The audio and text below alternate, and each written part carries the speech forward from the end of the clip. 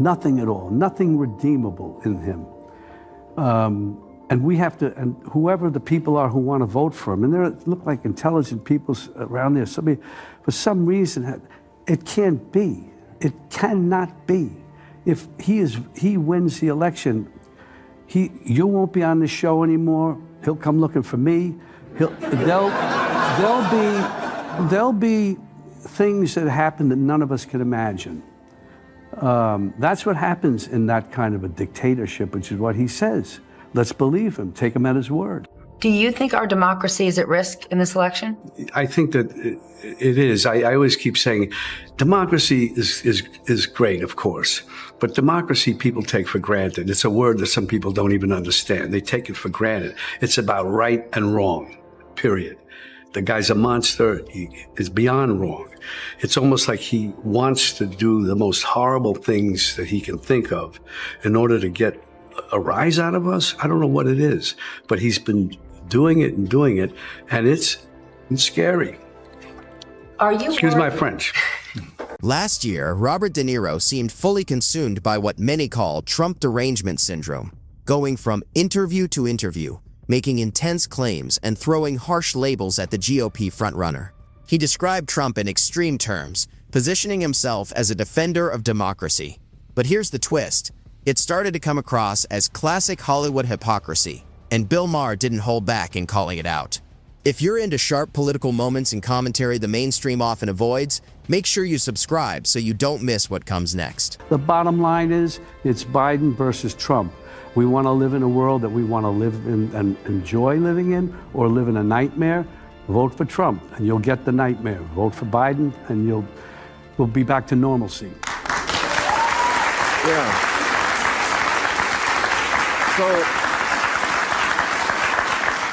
So why is Trump winning? I mean, the New York Times poll this week came out, and maybe this will change it with the State of the Union address, but Trump was beating him rather soundly. It was quite a warning light, 48 to 43, also winning way more among women than he had before, winning outright Latinos.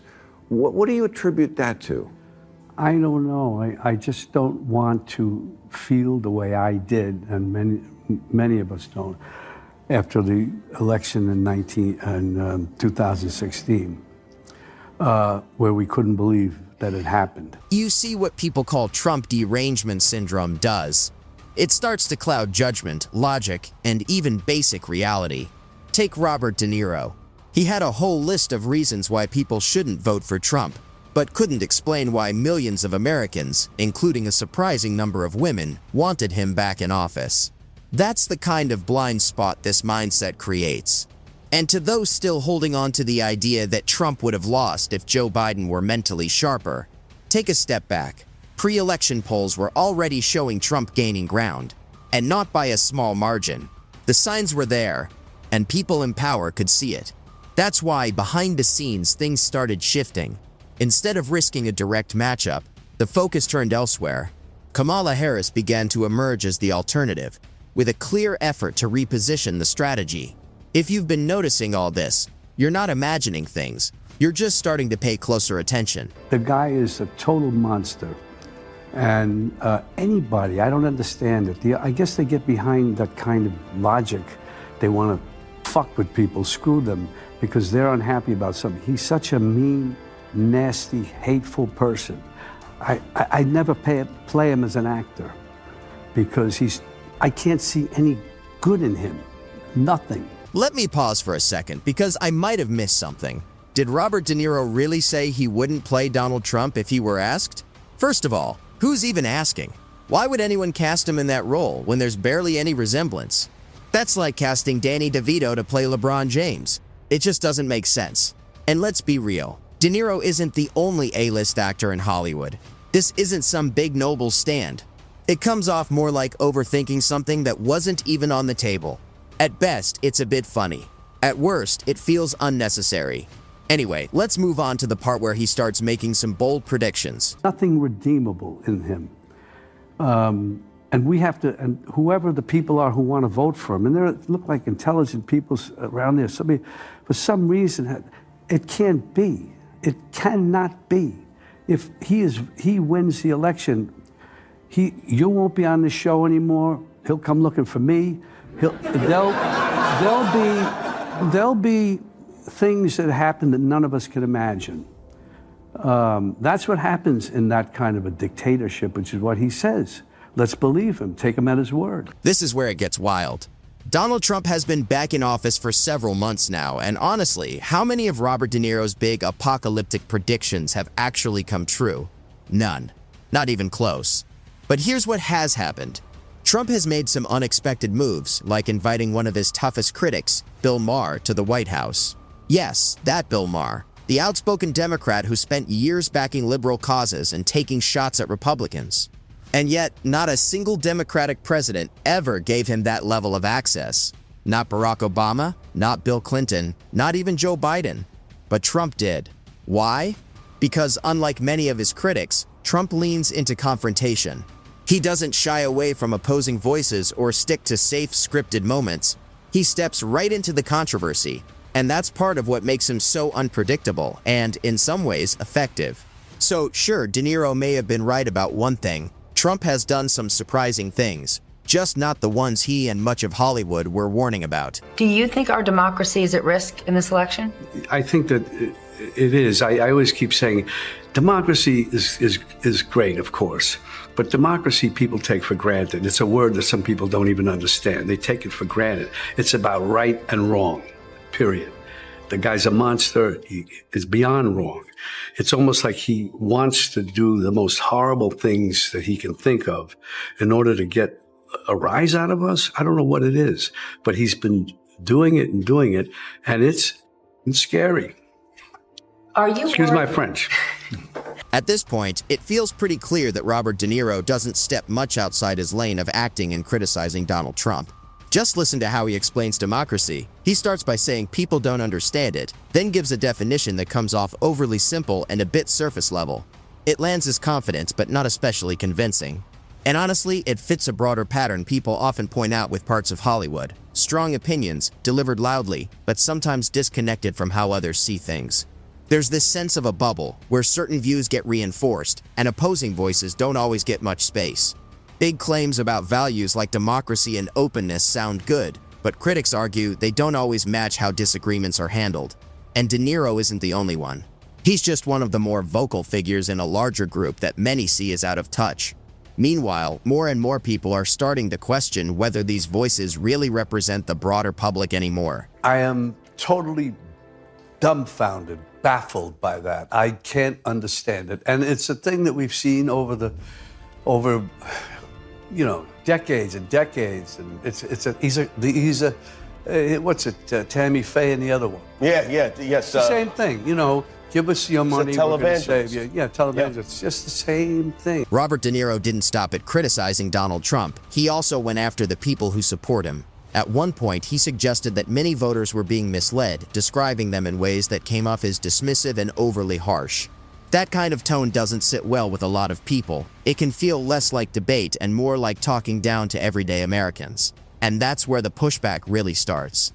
Because the irony, according to critics, is that while calling others gullible, De Niro seems to echo the same viewpoints heard across late-night shows and activist media, presenting them as unquestionable truth. To some, that doesn't look like independent thinking. It looks more like going along with the crowd.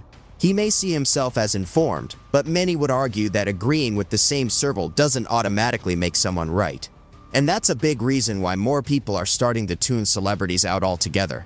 There's growing frustration with being lectured by wealthy public figures who seem out of touch with everyday life. Fame doesn't equal wisdom, and more viewers are starting to recognize that. And then came a moment that really brought that tension into the open, when De Niro had a face-to-face encounter with a Trump supporter on the streets of New York. Let's just say, it didn't stay calm for long. Bobby, it's your favorite president. I forgive you, Bobby, for being such a loser about the election. It's not your fault you were born with a low IQ. It's not your fault, Bobby. Believe me. Bobby, your favorite president won. Kamala lost. She lost so strongly. You were wrong. You're a loser. You're a total loser. This show sucks. You're going to get low ratings. But seriously, what gives Robert De Niro the right to tell the rest of us who we should or shouldn't vote for? He lives in a Hollywood bubble, completely insulated from the everyday struggles most Americans face.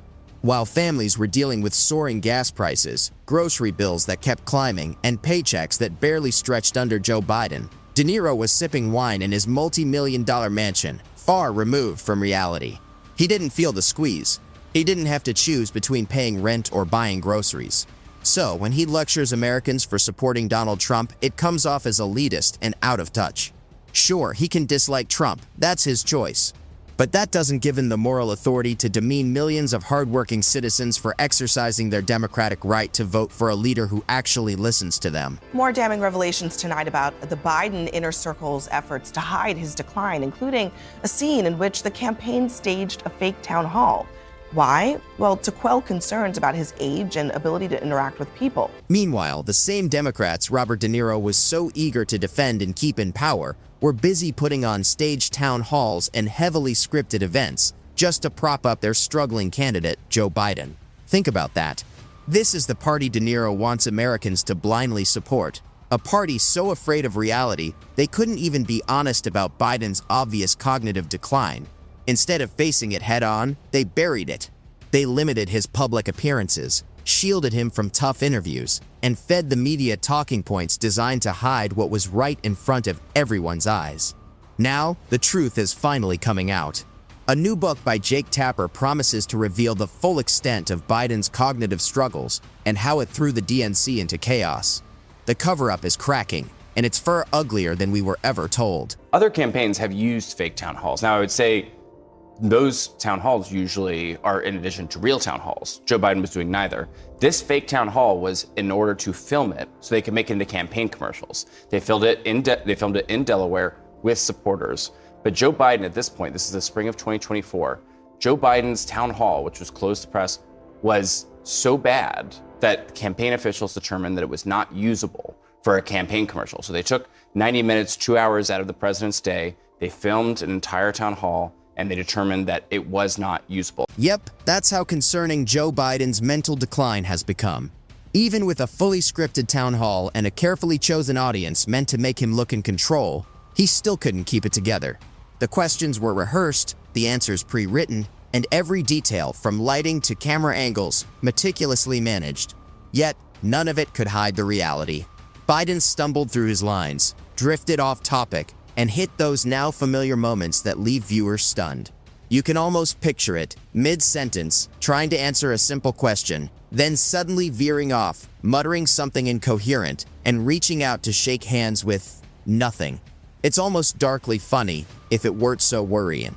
This isn't just politics anymore. It's about leadership, and whether the man at the podium even knows where he is. Some people say this was because Joe Biden was incoherent. He could not really articulate his thoughts in a pithy or even semi-normal way. Some people just said like the lighting was bad. That was sort of the 2 points of view. But the point is, it shows how like what the campaign status was in the spring of 2024 when they were trying to deal with a candidate that wasn't a decline. But the real question is, why now? Why did Jake Tapper suddenly decide to write a book exposing Joe Biden's mental decline? What's the motive here? Biden's struggles weren't hidden. Anyone paying attention could see it, the repeated gaffes, the vacant stares, the whispered confusion. It was all there for the world to see. Yet for years, the media, including Tapper, tiptoed around it, downplayed it, or ignored it altogether. Meanwhile, the Democrats buried their heads in the sand, acting like everything was fine as long as it kept their party in power. And now that the polls are shifting and the narrative is turning, suddenly there's a tell-all book. It smells a lot like political damage control. Too little, too late. That wraps up today's video. If you enjoyed our spicy take, hit that like button and subscribe for more commentary like this. Thanks for watching, and we'll see you in the next one.